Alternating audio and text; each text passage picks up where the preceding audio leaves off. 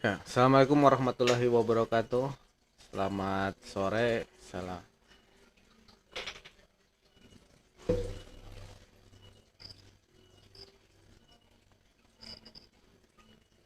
Ya, kita bertemu lagi di pertemuan ketiga ya di apa namanya Management Information System. Nah, di pertemuan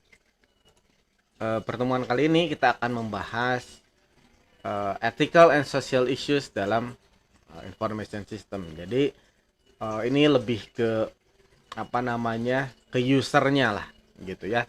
Kalau mungkin kemarin-kemarin kita bahas tentang information systemnya secara teknisnya dan lain sebagainya. Nah, hari ini kita akan bahas tentang usernya atau orangnya lah atau pengguna information system tersebut. Nah, ada beberapa masalah dalam penggunaan information system atau penggunaan teknologi ya. Karena seperti sudah saya katakan bahwa setiap teknologi pasti memiliki kekurangan dan kelebihan ya. Jadi eh, apa namanya tidak selalu suatu teknologi itu apa namanya eh, membawa kelebihan yang enggak ada kekurangannya gitu. Jadi pasti ada kelebihan dan kekurangannya bagi usernya, bagi manusia. Seperti contohnya kan eh, apa namanya katakanlah motor ya. Motor adalah teknologi kan gitu yang kita bisa apa namanya gunakan motor misalnya untuk pergi kemana saja kan, ke tempat-tempat yang jauh bahkan gitu kan, dengan cepat gitu kan. Nah, eh, apa namanya kekurangannya itu orang, saya rasa sekarang juga bahkan saya juga mengalami bahwa mau pergi ke warung aja yang dekat itu pakai motor gitu. Jadi orang sekarang jadi malas jalan semenjak adanya motor misalnya gitu kan. Bahkan itu juga terjadi pada saya, bahkan ke warung misalnya saya mau pergi ke warung saja yang dekat itu saya pakai motor gitu ya. Jadi apa namanya sebenarnya itu kan tidak bagus ya, harusnya jalan kan lebih sehat gitu ya. Nah, jadi itu salah satu. Nah, kita juga akan bahas tentang ethical dan social issue dalam information system ya. Nah, ini ya. Ethical and social issue dalam sistem informasi. Nah, kita akan bahas apakah sih yang namanya etik ya, etika ya. Kalau pasti sering dengar ya kata-kata etika kan ya. Sosial, political issue yang ada dalam information system nanti akan kita bahas. Tapi intinya kita akan bahas dulu apa sih yang namanya etis, terus apa sih yang terjadi di sosial kita dalam kehidupan kita, bahkan sampai politik juga ya. Nah, itu dalam hubungannya dengan information system. Nah, terus apakah ada prinsip-prinsip yang spesifik ya yang kita bisa gunakan untuk guiding kita, untuk apa ya? Panduan kita dalam ethical decision gitu ya. Dalam memandu kita ketika kita akan atau berhubungan dengan apa namanya? keputusan yang biasanya berhubungan dengan etika gitu ya. Nah, terus kenapa contemporary information system atau informasi sistem yang sekarang teknologi ya atau internet ada tantangan bagi protection individual privacy dan intellectual property. Nah, ini yang akan kita bahas juga tentang privacy dan intellectual property yang memang sekarang agak-agak blur, apa sih yang boleh apa sih yang enggak gitu kan. Nah, terus privacy kita gitu kan, apa yang boleh kita share atau apa yang boleh apa namanya si perusahaan tahu tentang kita dan apa yang tidak boleh, sebenarnya itu kan masih ada agak blurring gitu ya, belum ada peraturannya juga di Indonesia ya. Di Indonesia bahkan di luar negeri juga, di Australia, di Amerika masih eh, masih inilah masih apa ya, peraturannya belum belum belum apa namanya belum ketat, belum bagus tentang privacy of individual privacy ini gitu ya. Jadi misalnya eh, apakah kalian tahu data-data kalian itu sebenarnya dijual belikan gitu kan? Ya kita mestinya nggak tahu kan.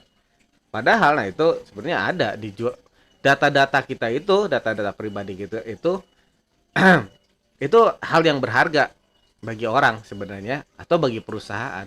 Karena itu nantinya apa namanya, ketika orang tahu tentang segala macam tentang kita, dia akan bisa menawarkan biasanya untuk tujuan apa namanya ngiklan gitu ya, promosi kepada kita kalau kita dia tahu tentang data kita. Nah, saya saja misalnya sering kali misalnya kalau kalian juga mungkin ya, saya sering kali dapat SMS ya, yang apakah itu apa ya, apakah itu apa namanya, penawaran mobil kah, penawaran kartu kredit atau apa segala macam. Dan yang saya heran, mereka tahu nomor saya. Oke lah kalau nomor tahu, tapi nama saya juga tahu. Gitu kan? Nama saya kan agak aneh ya. Tapi bener Pak Pagi ya, kami dari Toyota apa-apa. Nah, dan itu nggak sekali dua kali gitu ya. Jadi kok si Toyota tahu apa namanya, apa ya, nomor saya gitu. Padahal mobil saya sebenarnya bukan mobil Toyota, mobil saya Daihatsu. Kok si Toyota bisa tahu? Kalau oke lah kalau di apa, di Daihatsu ya, dia tahu nomor saya dan segala macam karena memang saya beli dari Daihatsu. Terus apa namanya, saya servis kan pasti di Daihatsu ya, nggak akan mungkin saya servis di Toyota atau di merek-merek yang lain mungkin ya. Dia tahu apa namanya, nomor telepon saya, nama saya dan lain-lain. Oke gitu ya, karena memang saya memberikan apa namanya, data itu pada mereka. Tapi kalau misalnya kok Toyota bisa tahu nama saya dan lain sebagainya, itu kan agak aneh. Berarti data saya ya sudah di apa namanya, dimiliki oleh pihak-pihak yang lain gitu ya. Nah jadi itu kan privacy ya maksudnya. Nah ini salah satu tantangan di individual privacy. Nah itu kan di Indonesia sendiri belum ada aturannya untuk ini yang secara khusus ya untuk privacy ini. Kalau undang-undang ITE memang ada, tapi di individual privacy secara spesifik sih belum ada ya gitu. Nah ini belum ada di Indonesia. Kalau di ITE itu hanya apa namanya, yang tidak boleh itu apa, pencemaran nama baik, SARA, terus ngakses komputer ilegal ya, kita masuk ke misalnya ke handphone orang lain, ke laptop orang lain, ke sistem orang lain secara ilegal atau hacking gitu ya, itu nggak boleh. Nah tapi untuk individual privacy ini belum diatur gitu ya di dalam undang-undang ITE, belum ada di Indonesia, belum ada. Jadi ketika orang menjual belikan apa namanya, data-data Anda, agak susah juga untuk di apa namanya, di apa namanya, di apa, dijerat atau dipidana atau dihukum, karena memang undang-undangnya sih belum ada ya, belum ke situ. Nah jadi dalam bisnis juga ini sering terjadi lah gitu ya, tentang ethical judgment dalam bisnis gitu ya. Jadi ada kasus-kasus di mana apa ya, ada apa namanya, yang menyangkut apa namanya,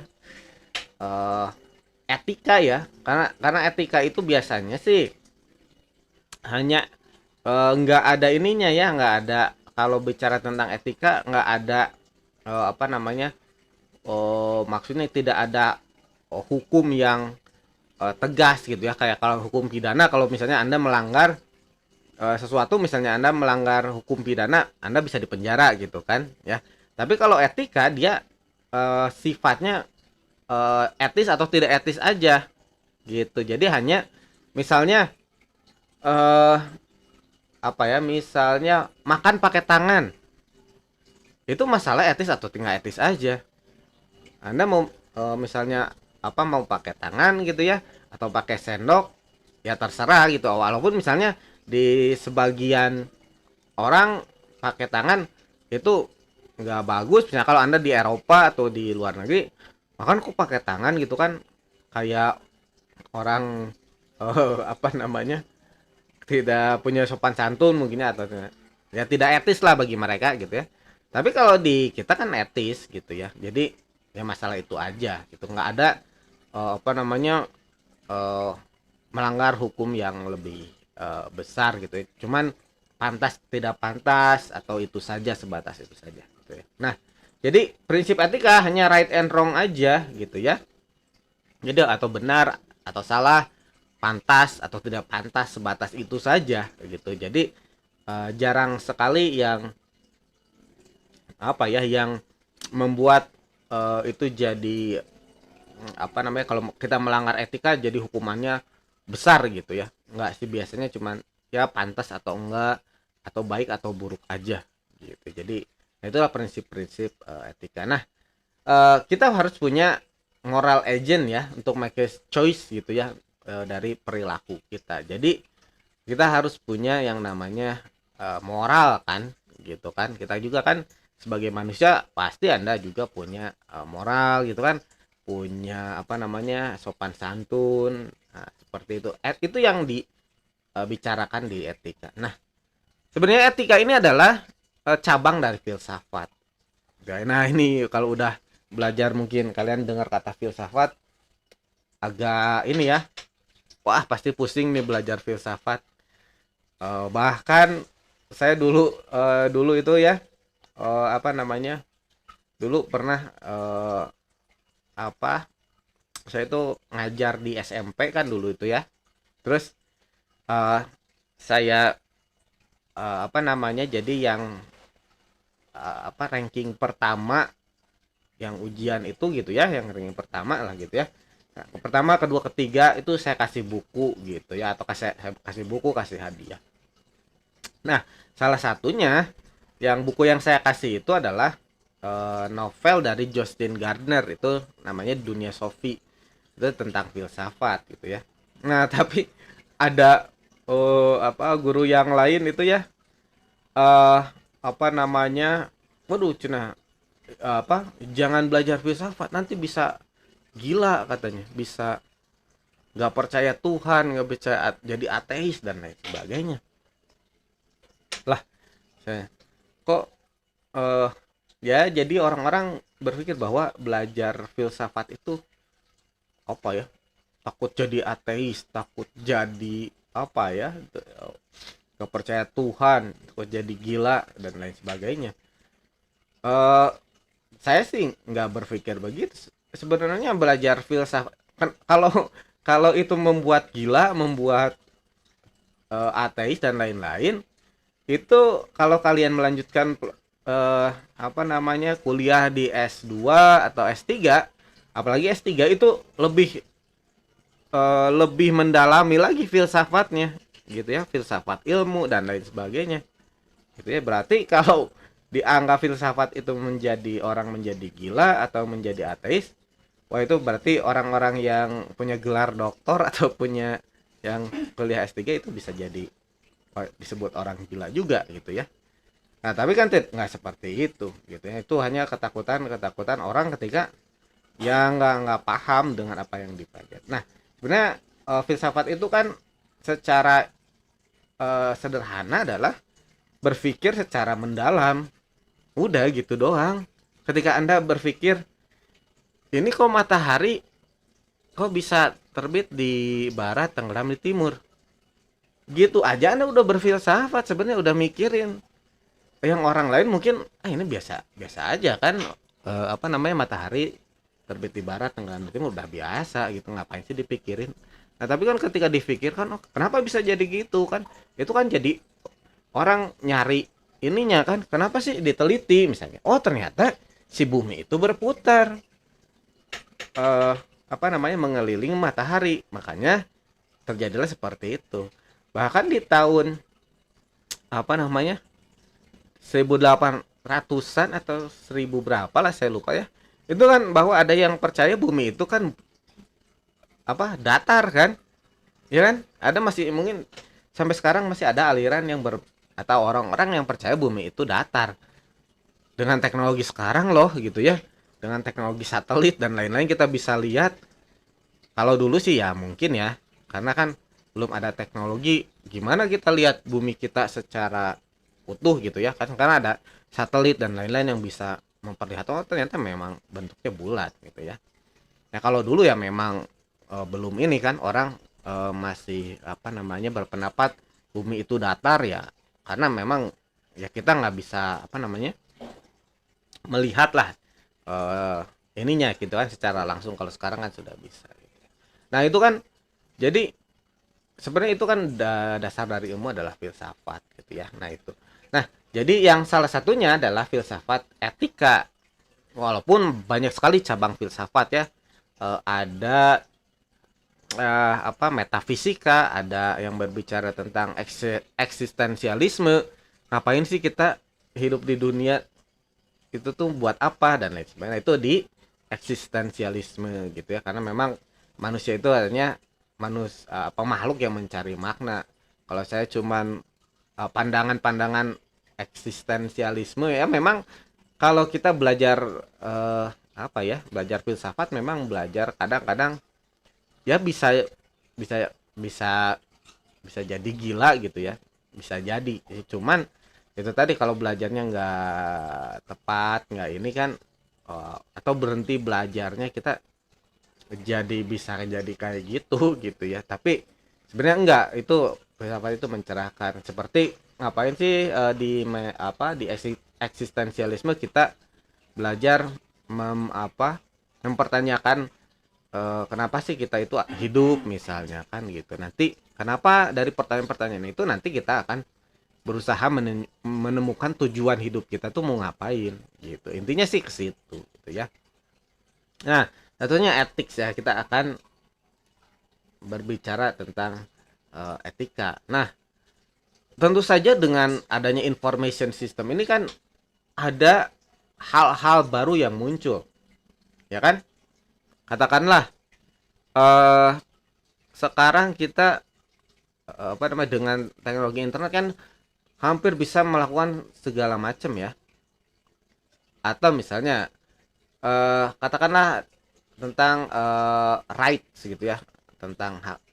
Pernahkah kita misalnya mendownload film misalnya kan, musik ya secara ilegal?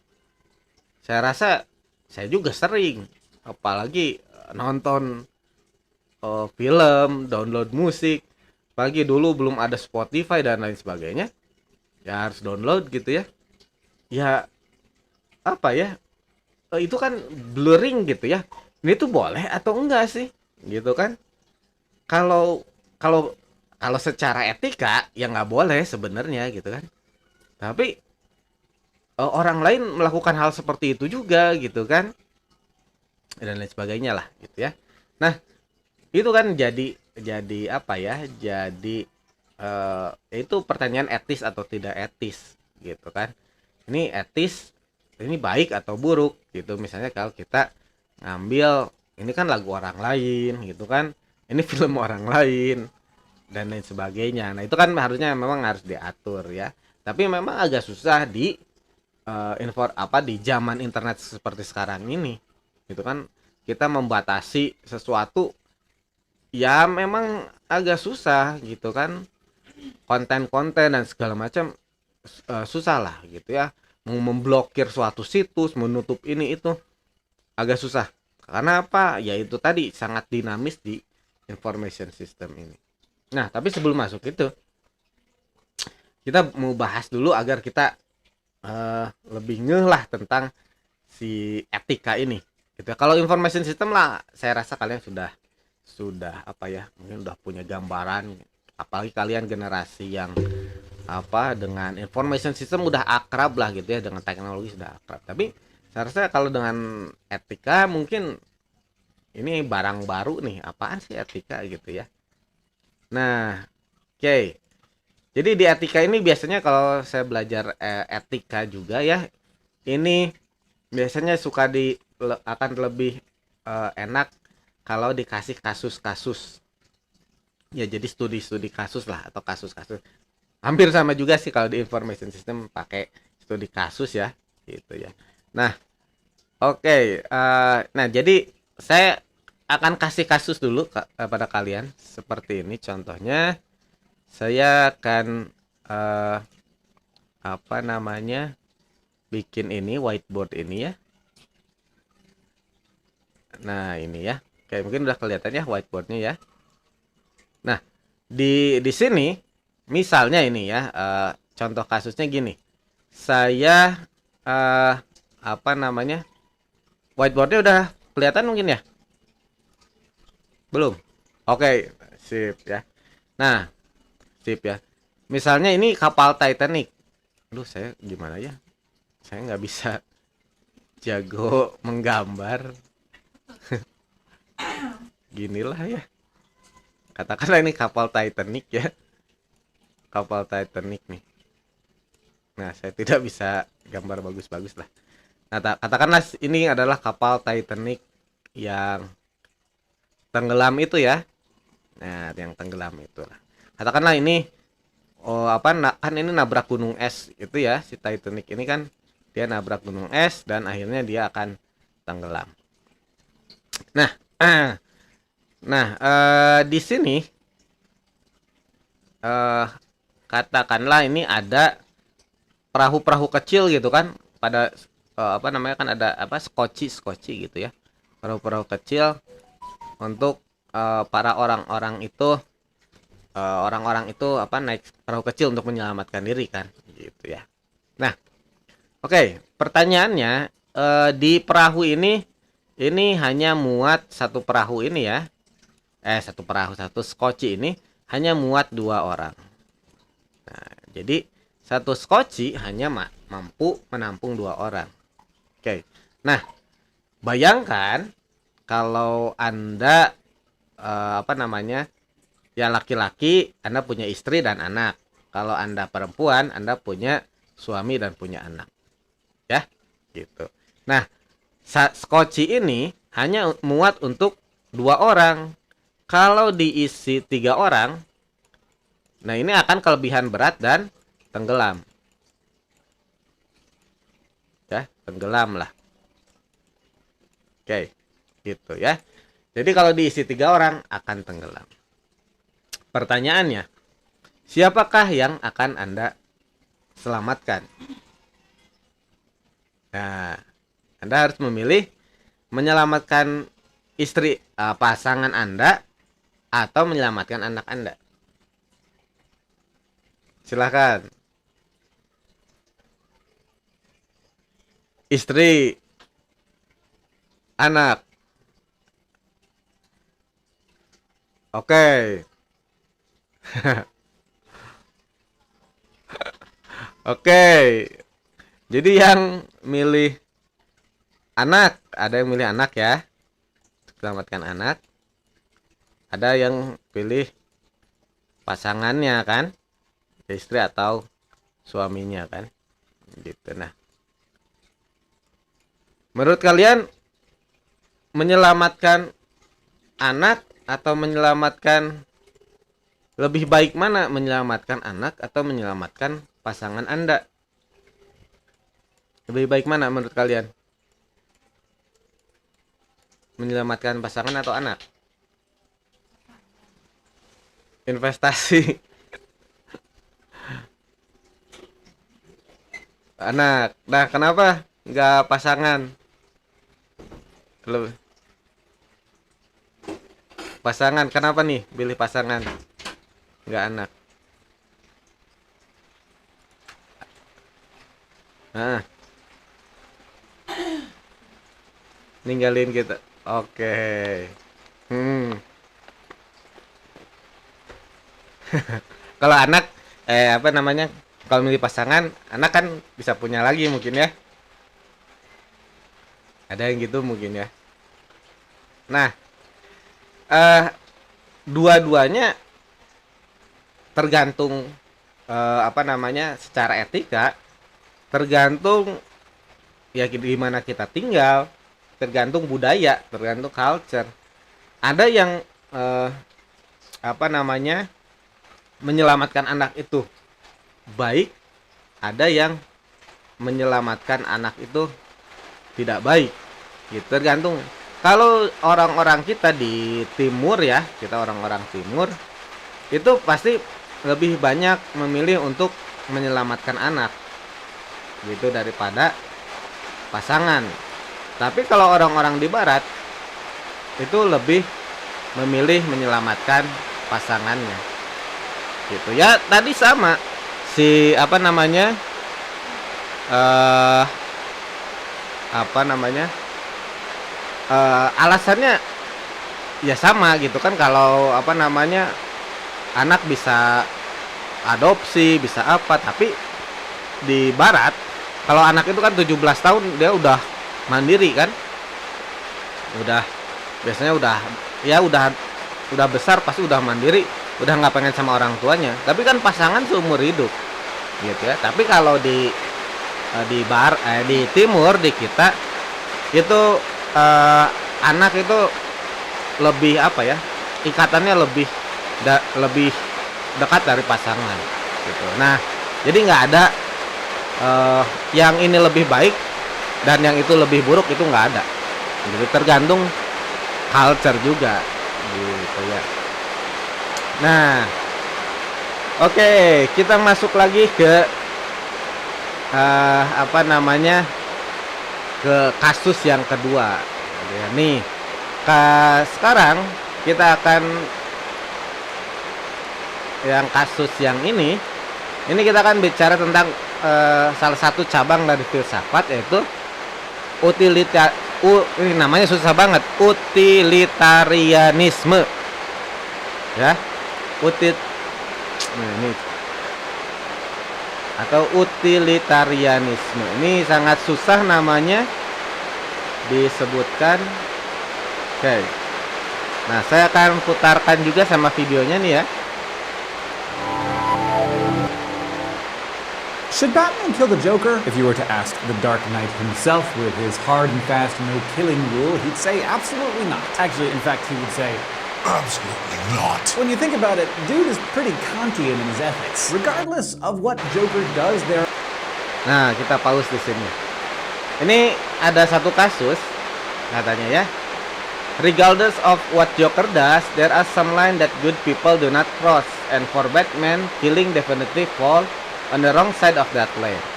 Nah, jadi kalian udah pernah nonton film Batman belum? Udah belum ya? Nah, di film si Batman ya. Jadi di film itu, misalnya di film si Batman yang ada si Joker lah katanya ya. Itu si Batman punya kesempatan untuk membunuh si Joker. Ya, dia punya kesempatan untuk membunuh si Joker, tapi nggak pernah dibunuh tuh si Joker. Bahkan kan kalau kalian pernah nonton ada film apa namanya The Dark Knight, itu film si Batman yang ada si Jokernya ya.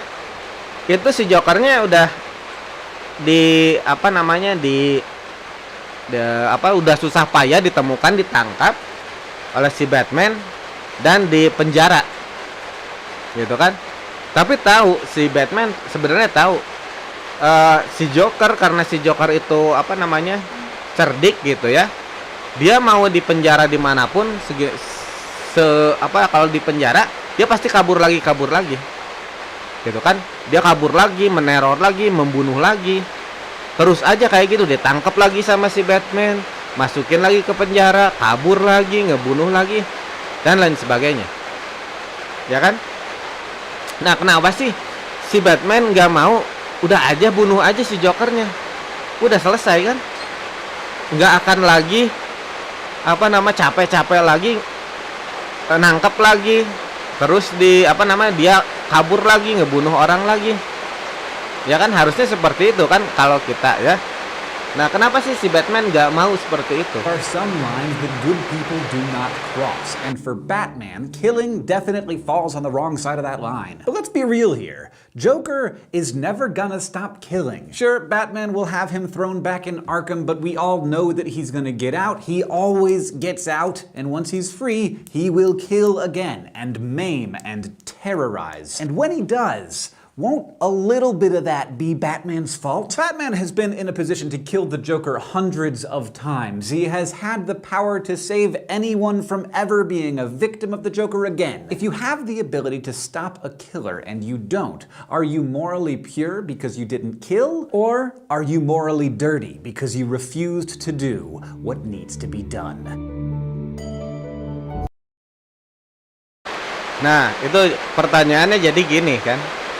Kalau Anda punya kesempatan, misalnya, kalau Anda punya kesempatan untuk membunuh si Joker, mau nggak Anda membunuh si Joker? Ayo.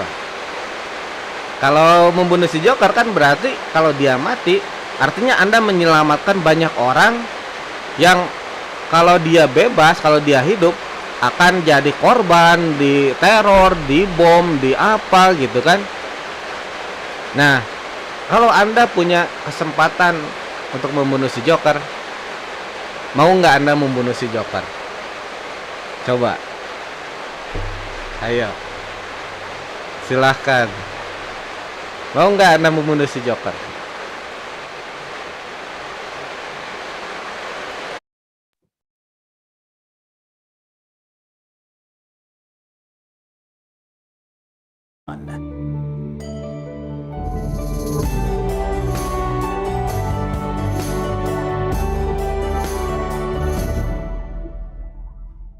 So, why do I describe Batman as Kantian? Well, the school of thought laid out by 18...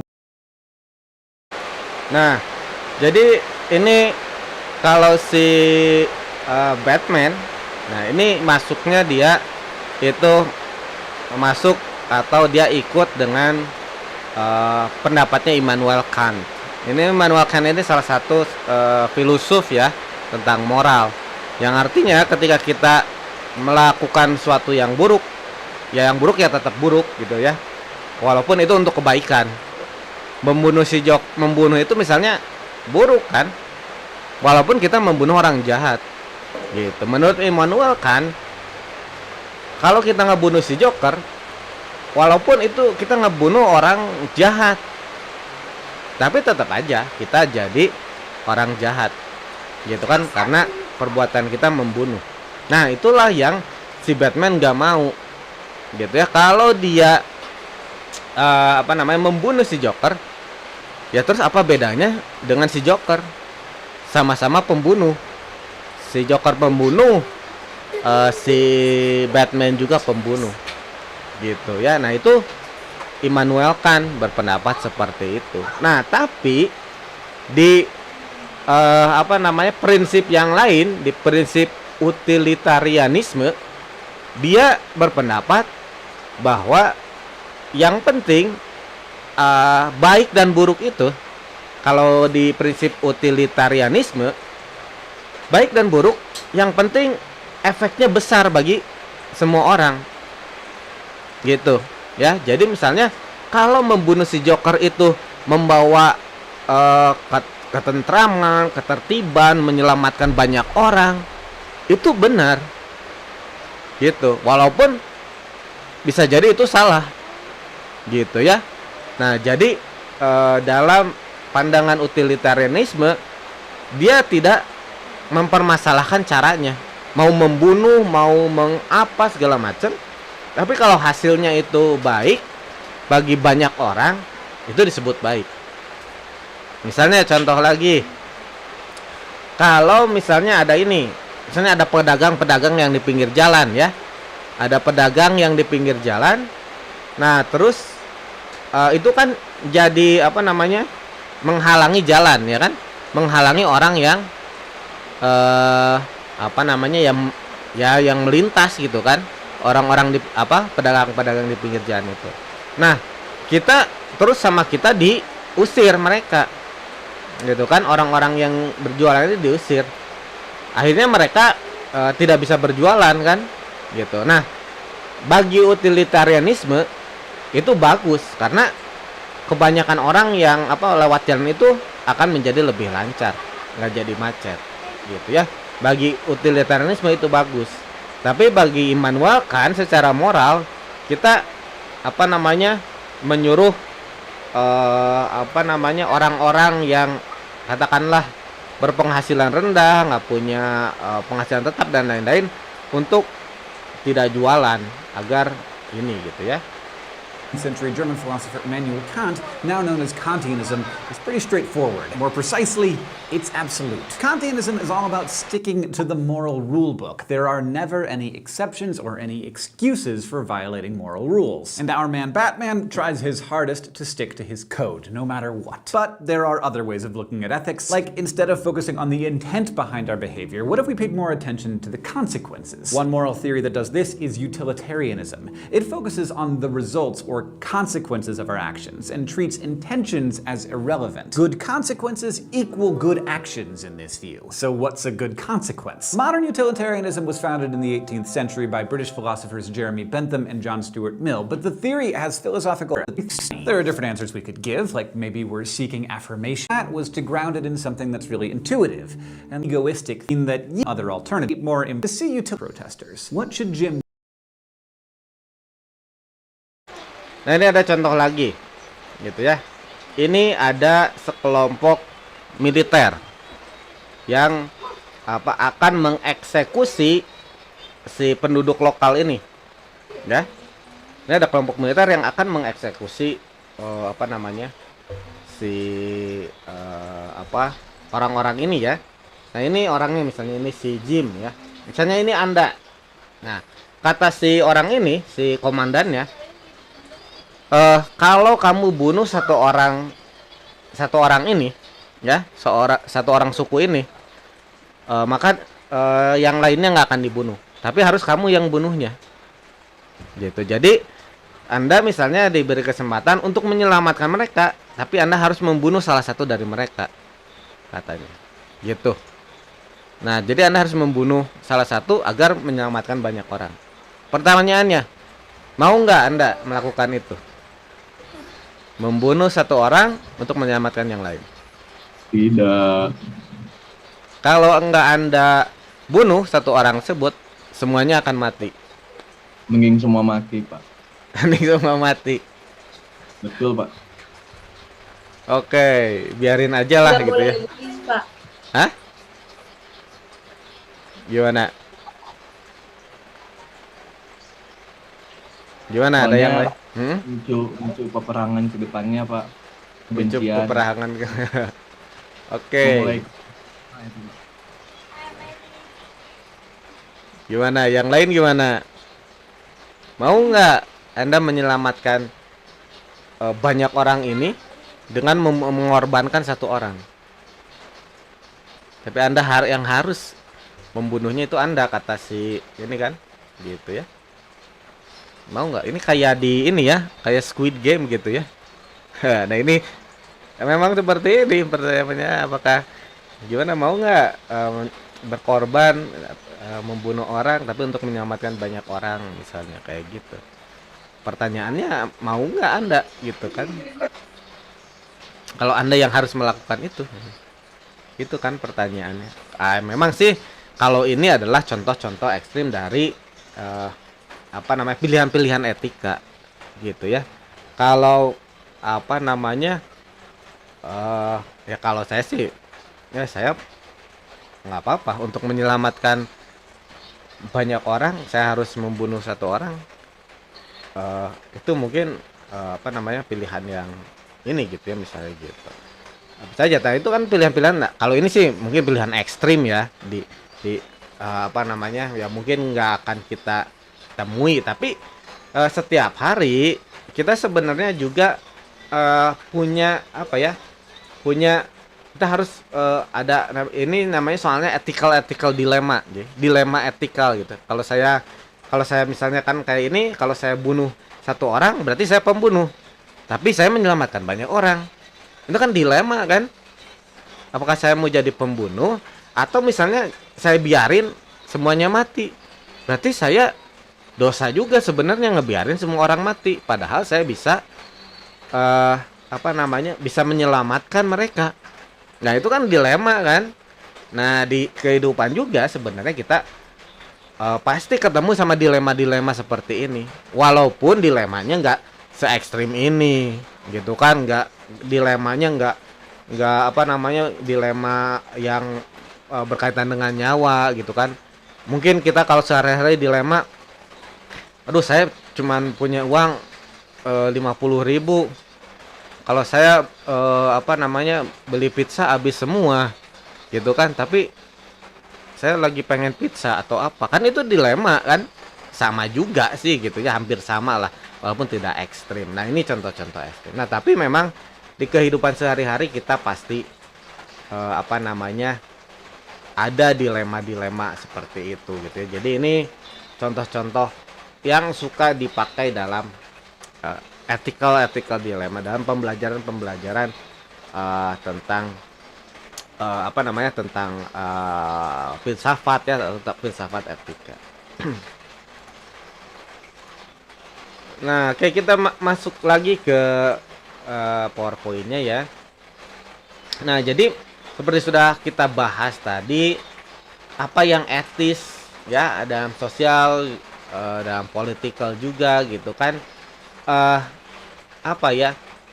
Ya itu tadi, kita kan sekarang ada di zaman IT lah, atau di zaman digital kan. Seperti politik juga kan, itu politik di tahun 2000-an dengan tahun 2010 ke sini itu kan sudah berbeda ya. Sosial media sekarang juga menjadi lahan untuk politik juga, ya kan? Apalagi misalnya dari kemarin di pemilihan presiden, pemilihan bupati, gubernur dan lain sebagainya kan, banyak yang pendukung-pendukungnya yang istilahnya berantem lah di sosial media. Nah, jadi society as calm as a pond. Sebenarnya society itu tenang, ya. IT as a rock drop in the pond, creating ripple new situation that not covered by our rule. Jadi yang tadinya society ini tenang, datanglah internet, bam. Ini kan punya efek-efek kemana-mana. Nah, ada salah satu penelitian, kalau kalian kemarin juga lihat bahwa Indonesia menjadi negara yang paling tidak sopan di dunia maya, ya kan? Nah, kalian pernah tahu kan hasil penelitian itu ya? Padahal Indonesia itu terkenal sebagai orang-orang yang ramah. Loh, kok aneh kan? Ya. Di real life atau di dunia nyata, orang-orang Indonesia itu ramah, terkenal dengan keramahannya. Ya. Di dunia terkenal lah Indonesia itu orangnya ramah-ramah. Tapi di media sosial Indonesia menjadi orang yang paling tidak ramah, orang yang paling julid, orang yang paling ngegas, yang paling apa. Kok bisa gitu kan? Bisa berubah 360 derajat. Kalau misalnya orang-orang Indonesia itu aslinya seperti itulah gitu ya, julid, ngegas segala macam, terus di media sosial seperti itu, nggak aneh. Nah, ini kan yang aneh bahwa orang-orang Indonesia yang ramah, yang ini gitu kan segala macam, yang baik, tapi ketika dia pakai IT, dia pakai sosial media, jadi orang-orang yang berubah 360 derajat. Nah, ini kan apa yang terjadi terhadap orang-orang ini, gitu kan? Apakah teknologi itu baik? Apakah teknologi itu menjadi buruk kan? Gitu ya? Apakah apakah IT itu atau teknologi atau sosial media itu memperlihatkan sisi di belakang ramahnya orang Indonesia atau seperti apa? Apakah ramahnya itu memang dibuat-buat atau seperti apa kan? Gitu ya. Nah, jadi itu yang membuat suatu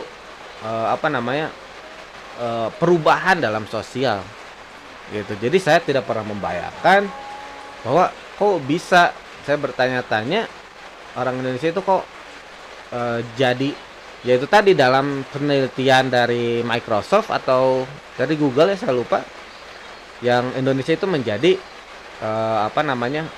netizen Indonesia lah menjadi orang-orang yang paling julid lah gitu ya. Nah itu kan salah satu yang tidak bagus gitu. Nah ini kan berarti IT ini sudah mempunyai dampak atau merubah dalam ethical dan sosial di Indonesia dan politikal juga gitu. Ini yang harus kita waspadai, jangan sampai banyak sekali negara-negara ya yang dari sosial media dan segala macam itu menjadi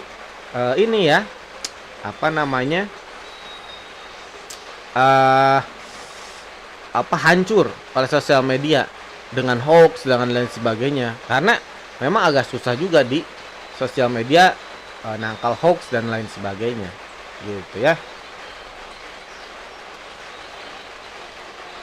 Nah ada ini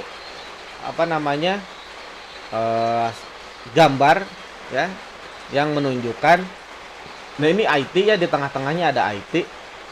Nah di sini ada individual society, ada polisi ya, ada quality of life. Jadi bagaimana apakah information system itu membuat quality of life kita jadi lebih bagus atau enggak, ya kan? Ya secara live kita kan sudah berubah dengan ada penggunaan teknologi ya. Ada Gojek, ada kita bisa kemana-mana gitu kan, terus Grab food segala macam, kita pengen makan apa gampang kan, tinggal diantar dan lain sebagainya. Belajar, hiburan, entertainment dan lain sebagainya pakai internet itu hampir semua bisa kan, semua kita bisa lakukan dengan memakai smartphone, memakai internet, hampir bisa semua hal kita lakukan, belanja dan lain sebagainya kan gitu ya. Itu kan membuat perubahan di dunia, jadi masyarakat gitu kan. Sekarang misalnya kita kemana-mana nggak usah pakai uang cash, ada ada e-money, ada GoPay, ada ShopeePay dan lain sebagainya. Bahkan suatu hari nanti ketika semuanya sudah benar-benar digital, kita nggak perlu lagi uang, ya kan? Ya kita perlu mungkin ya uang yang berbentuk digital mungkin ya. Kalau kalian lihat di film-film yang futuristik lah gitu ya, itu pasti mereka udah nggak lagi pakai uang gitu ya. Transaksi itu kadang pakai kartu atau pakai handphone kan, seperti yang sekarang dan lain sebagainya, itu sudah bisa. Nah itu kan memunculkan pertanyaan bahwa isu gitu ya, permasalahan etis, sosial dan politikal gitu ya. Etis, bagaimana kalian lihat sekarang ya sesuatu yang baik dan buruk itu bisa ada dua-duanya di internet kan gitu ya.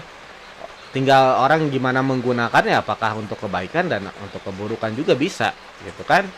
Perubahan sosial seperti sudah kita bahas tadi, di kita orang-orangnya menjadi orang-orang yang Indonesia, jadi orang-orang yang netizen yang terjulid gitu ya. Itu kan sosial isu, masalah yang harus diselesaikan gitu kan. Kenapa sih bisa begini? Nah itu sebenarnya kepikiran dari saya lagi bikin paper tentang itu gitu ya. Saya lagi bikin penelitian tentang itu. Kenapa sih orang Indonesia kok bisa berubah dari yang ramah-ramah, dikenal ramah-ramah, tapi ketika dia menggunakan sosial media menjadi netizen yang sangat sangat tidak baik lah gitu. Itu kan ada perubahan sosial. Kalau politikal ya politikal seperti tadi ya. Nah, five moral dimension of the information age. Nah, kita memang sekarang ada di apa zaman informasi atau zaman digital ya. Bagaimana ya suatu informasi itu tadi seperti saya sudah katakan, yang paling kaya, yang paling berharga sekarang ini adalah bukan orang-orang yang punya harta banyak, tapi orang-orang yang punya informasi banyak, gitu ya. Nah, itu yang itu tadi. Kenapa kita harus punya informasi yang banyak? Tapi informasi seperti apa dulu ya? Informasi yang bagus tentunya, yang berguna, ya.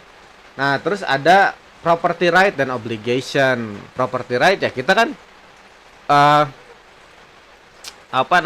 ketika kita mengcopy sesuatu kan, dengan digital era kan mengcopy sesuatu itu sangat mudah kan, upload, download, copy segala macam. Kita bisa membuat dua hal yang atau dua file yang sama, dua barang yang sama dengan kualitas yang sama. Kalau di kalau di produk atau di dunia nyata bukan digital, misalnya kita ada yang mau mengcopy iPhone, ya kan? Anda misalnya mau mengcopy iPhone, kan ada iPhone misalnya yang copy ya, yang KW misalnya kan, yang kopian gitu ya.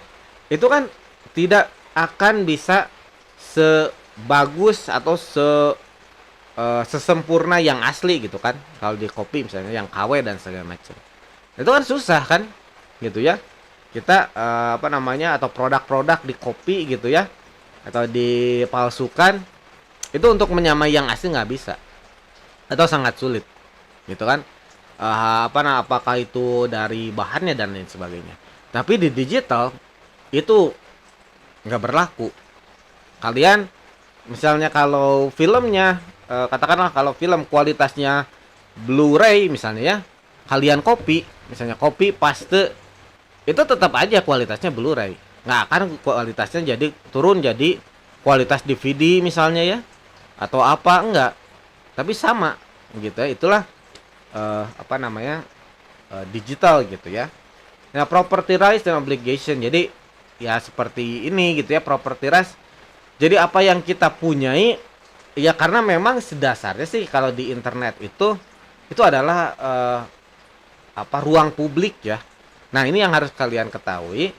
Di internet itu adalah ruang publik ya. Jadi ketika kalian memposting sesuatu, mengupload sesuatu, atau menyimpan sesuatu, membagikan sesuatu dan lain-lain di sosial media, di internet lah, itu bukan lagi milik pribadi. Itu adalah milik publik. Gitu ya. Jadi ketika Anda terkoneksi pada internet dan lain sebagainya, itu akan semuanya akan jadi milik publik. Walaupun itu Anda nggak sebarin, Anda simpen di handphone Anda simpen di Google Drive Anda, tapi tetap itu koneksi ke internet. Tetap aja ada orang yang bisa masuk ke situ, ngambil data Anda, ngambil gambar Anda dan lain-lain, itu bisa sekali. Contohnya kasus siapa? Jennifer, siapa yang main Hunger Games? Bukan Jennifer Gardner, Jennifer, kok jadi lupa lagi nah? Orange, Pak. Oh ya, Jennifer Lawrence ya. Jennifer Lawrence ya, yang main Hunger Games ya. Nah, itu dia kan dia itu pakai iPhone kan ya, gitu ya. Terus dia mengambil foto-foto ya, foto-foto dirinya sendiri, selfie gitu ya. Tapi ya dia nggak pakai apa-apa. Secara cara etika ya boleh-boleh aja ya. Kan itu pribadi kan. Mau apalagi kan itu hanya di foto ya, disimpan sendiri kan di iPhone dia nggak bagikan ke sosial media dia dan lain-lain kan, gitu ya. Jadi itu sah-sah aja gitu kan, itu hak pribadi.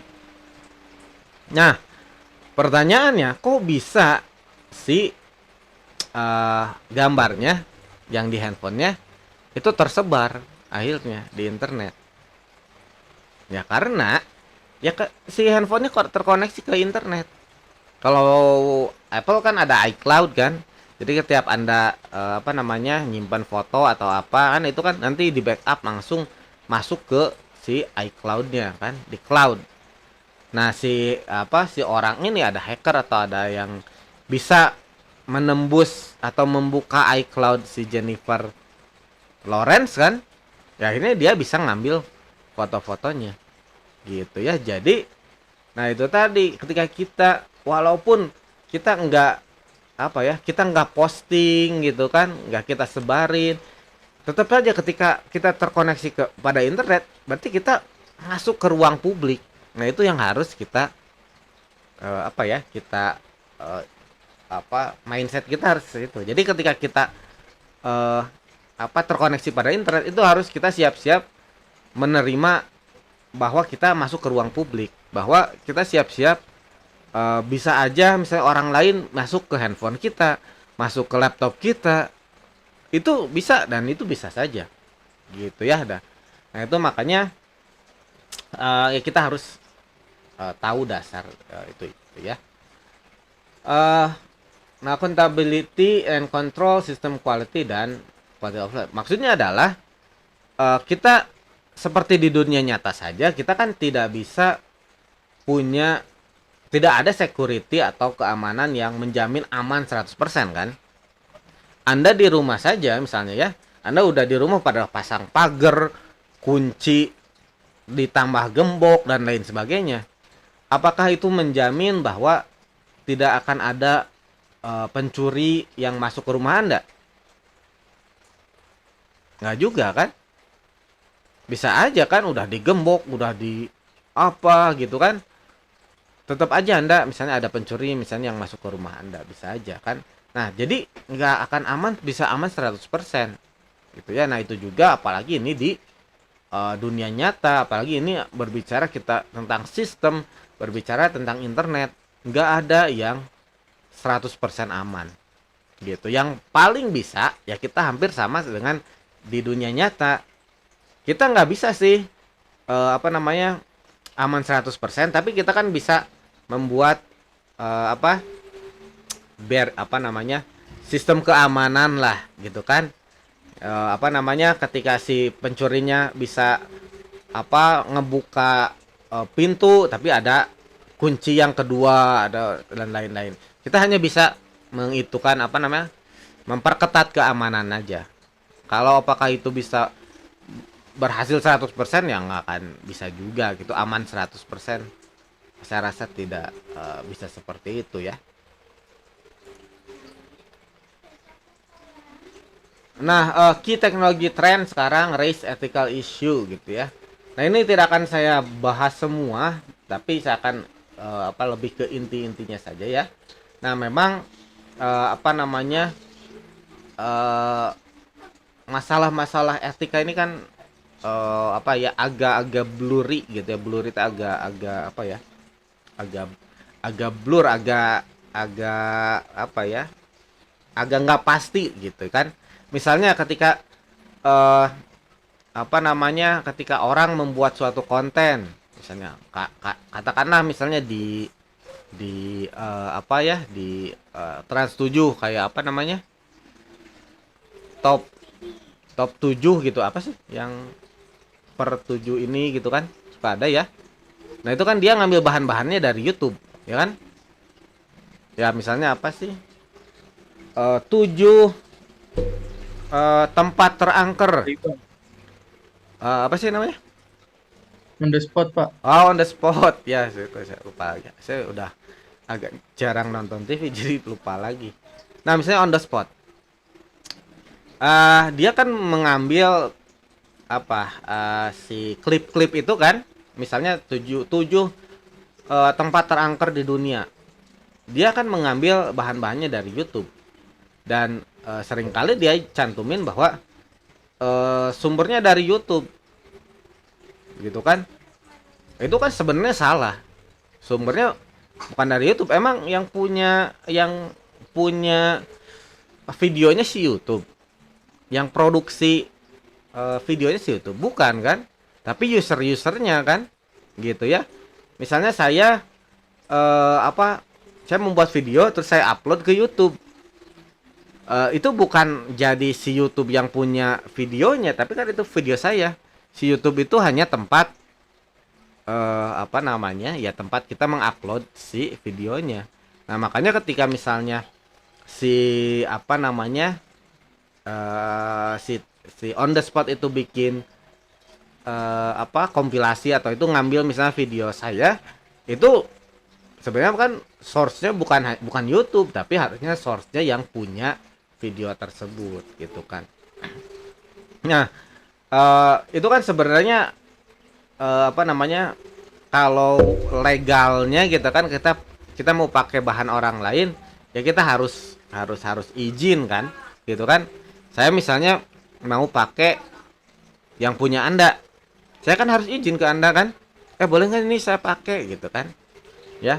Nah, tapi memang untuk di internet ini kan ya agak susah gitu kan, kadang yang punyanya siapa dan lain sebagainya kan agak ribet juga gitu kan. Apalagi kalau itu bukan untuk tujuannya komersil sih gitu, itu biasanya nggak terlalu jadi masalah ya. Kalau kita misalnya katakanlah saya pakai video tadi itu yang punyanya dari Crash Course misalnya ya, dari YouTube, saya nggak izin dulu sama dia gitu kan. Kalau saya izin dulu dan lain sebagainya, mungkin kapan ininya gitu kan, kapan ya mungkin dikasih atau enggak dan lain sebagainya, mungkin ya agak ribet lah gitu ya. Nah, tapi kan saya menggunakan si video ini bukan untuk komersial, artinya ini kan untuk pembelajaran ya. Jadi gitu. Jadi biasanya kalau ada komersial, kalau ada saya misalnya katakanlah saya mendownload film gitu kan, film misalnya film yang baru ya, kan saya mendownload film terus saya pasang di proyektor misalnya ya, terus saya tiketin orang untuk nonton itu dan saya punya keuntungan dari situ kan, artinya punya orang lain kan filmnya ya. Nah, itu bisa jadi masalah gitu ya, walaupun sebenarnya mendownload saja itu sudah jadi masalah. Atau misalnya kayak gini, saya saya streamingin Netflix misalnya kan, saya bayar Netflix, bayar akun Netflix kan gitu ya. Tapi misalnya terus ketika misalkan di Netflix kan banyak film ya, saya pakai proyektor misalnya, ini nonton film baru nih di sini, tapi bayar nih, saya kasih pakai proyektor gitu, kayak di bioskop misalnya, orang-orang pada bayar. Nah, itu biasanya akan menjadi masalah karena kita mendapatkan keuntungan dari si ini orang lain. Tapi kalau untuk konsumsi pribadi ya enggak gitu kan. Itu jadi, nah itulah yang dipermasalahkan di sini gitu, etis atau tidak etisnya gitu ya. Jadi ketika kita punya suatu data gitu kan, data-data pribadi terus disebarkan, apakah itu etis atau tidak gitu kan. Nah, karena memang di Indonesia sendiri kan seperti kita ketahui belum ada aturan yang khusus untuk mengatur itu gitu ya. Apakah misalnya data kita misalnya di perbankan gitu ya, apakah itu nggak diperjualbelikan, apakah itu nggak dikasih ke pihak ketiga dan lain sebagainya. Itu data kita itu diputar-putar itu,